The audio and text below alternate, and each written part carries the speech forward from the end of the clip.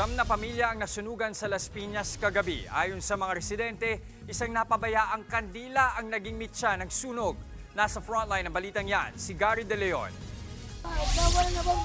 Wala na. Nabulabog ang ilang residente matapos sumiklab ang sunog sa barangay Elias Aldana, Las Piñas City, bandang alas 10:30 kagabi. Tumagal din ng higit isang oras bago naapula ang apoy.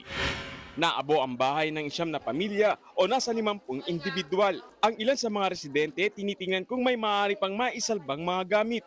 Kwento ni Carmen, laking gulat na lang nila nang makitang malaki na ang apoy. Nagsimula daw ang apoy sa ikalawang palapag ng isang bahay na walang kuryente.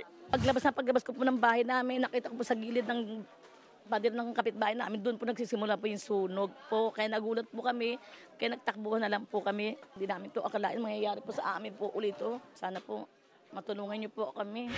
Pero sabi ng nakatira sa bahay ng sinasabing pinagmulan ng sunog, sinabi niya po na nasunog daw po yung bahay. At sabi daw po dito sa amin daw po nanggagaling yung sunog.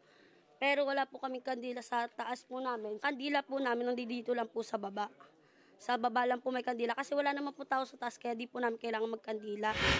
patuloy pang iniimbestigahan ng Bureau of Fire Protection kung ano ang eksaktong pinagmulan ng apoy. Wala namang napaulat na nasaktan sa insidente, maliban sa isang lalaki na napaso ang likod nang sumiklab ang kable ng kuryente. Inilikas na muna sa covered court ng barangay ang mga nasunugang residente. Nagbabalita mula sa Frontline, Gary De Leon, News 5. Mga kapatid, ako po si Ruth Cabal.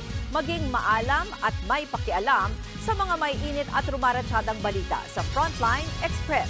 Para maging updated sa balitaan, mag-subscribe lang sa social media pages ng News 5.